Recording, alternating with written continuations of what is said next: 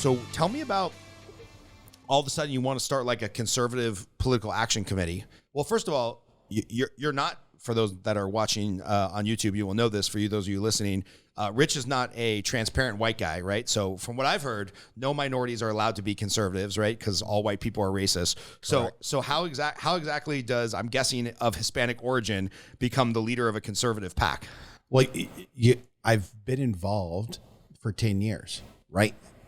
The last 3 years with COVID and the insanity that some of these decisions that people that we've elected to look after us really made me get outspoken, right? I am Hispanic.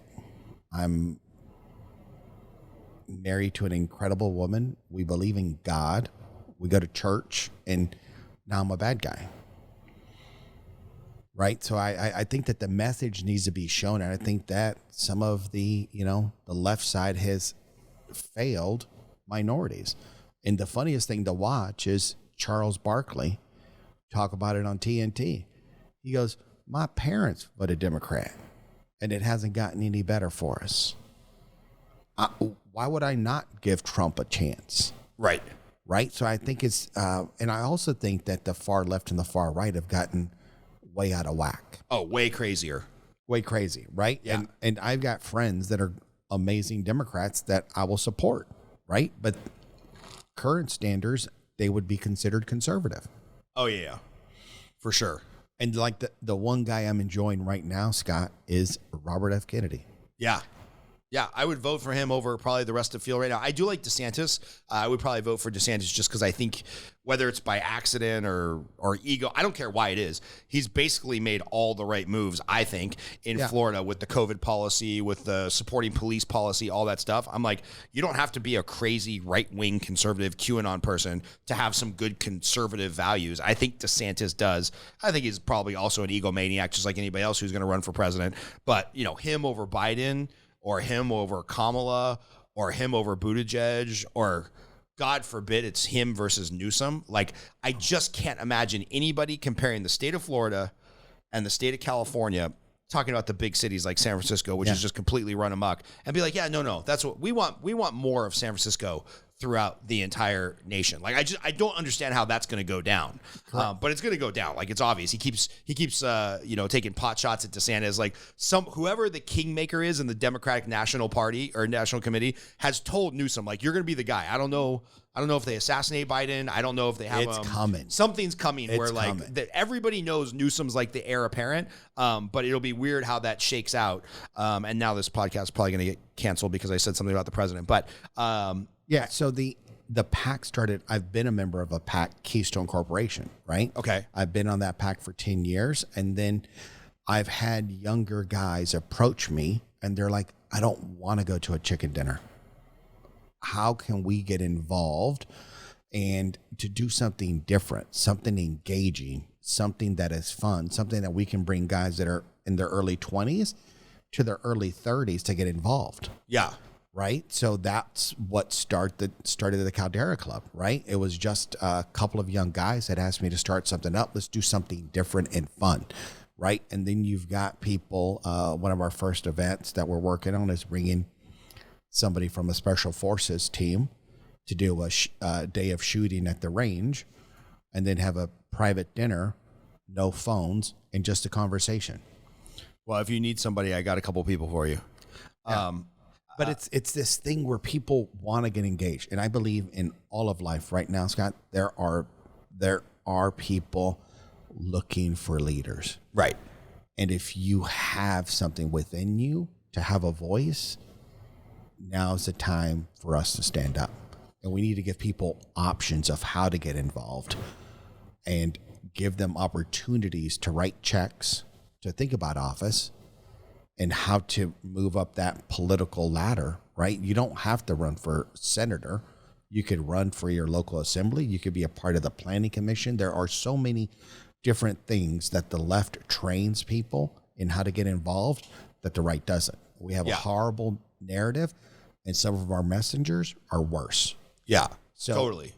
You need to show people that, hey, you can be Hispanic. You can have struggled been successful, lost it, and come back again and still continue to grow. Yeah. And still do well. So I made a couple notes here that I want to come back to, the horrible messaging and stuff. But, when I think of, okay, who's in the audience right now who's rolling their eyes of like, oh, a PAC or a super PAC is just a way that rich people donate money to manipulate elections. That, that's kind of the narrative, right? Once it was upheld in the Supreme Court. Oh, do you know what case that was? I don't know. You're going to have to look it up, Chris, on what Supreme Court case upheld the right of PACs and super PACs. So, the negative narrative out there is like, oh, you just take money from rich people and get their candidates unfairly elected. What does a PAC actually do? Fundraise. Okay. For who? For what? So you have different PACs. You have our PAC. We do not get in federal races. We are all state races, right? Got it. So you fundraise and then you give that money to certain candidates for them to get elected, right? And I think Barack changed the view of PACs because a lot of his first election and win was all grassroots. Right. Right? Which is what, who's a crazy guy. In the wheel, Elon Musk and him go back and forth. Citizens United versus FEC. Thank you. Citizens United. That was the one. The one with the mitts, and all the majority of his donations were Bernie Sanders. Yeah. Were $5 and $10, right? Right. Like you can take the 5 to 10s, you can go up to the 10 and 25, but it's really trying to find people that want to get involved, help them create that message and get them involved and elected in those state offices. So tell me if this is correct. You're a realtor. You probably have a bunch of like-minded friends, whether it be, community you belong to of ethnic Hispanics that all go to Catholic church together, or Did you just make an assumption about that? Totally. Or a bunch of realtors you work with, or a bunch of buyers in a particular community that you have supported. You'll get 100 guys to come to a cigar mixer, pay $1,000 for the sponsorship, or because you're sponsoring cigars and whatnot, and you'll do a whole fundraising thing. You'll end up with net $80,000, and then you'll say, hey, there's a guy who's a really good conservative voice. He's running for the planning commission. We think he's going to do good things in Summerlin, Nevada. Let's put $25,000 towards his campaign so he can go buy, flyers and yard signs and shit like that. Is that how it all works? Correct. Okay. I could see just the libertarian in me who does not like government elections at all. I could see how somebody would be like, well, like what stops Rich from taking $100,000 from some rich guy and he goes and buys off a politician and says, hey, Mr. City Planner, I'm going to give you $100,000, but the kickback here is you vote for, Scrooge McDuck's big pool installation up on the hillside. He's basically just paying off a politician $100,000 to get his pool that blocks somebody else's pool. That I could see how this stuff could happen. So what it kind happens. It happens. Okay. Yeah, there was just the gentleman who was the director for the GOP in Ohio was in the Wall Street Journal today. Is being, I think the sentence that he was given was 16 to 20 years. For what? For doing that. For funneling kickbacks through a PAC and then, getting a politician to deliver special favors. Yep. And in Ohio, it was the Green Initiative with a nuclear company. So they just said it. And the quote that they used for him, he was running his political career like a mob boss. Yeah. So it is there. There's a reason. So was this the politician or was this the guy who ran the PAC? That was the politician who was aligned with the PAC. Okay, I was going to say, because it always seems to be the guy downstream that goes to jail. Never seems to be the politician. Like, I would like to see more politicians let out in handcuffs. Yep, and this was the politician. Oh, that's great. That's good things. Yeah, okay. I mean, it was Chris in the Wall Street Journal today, if you want to look it up.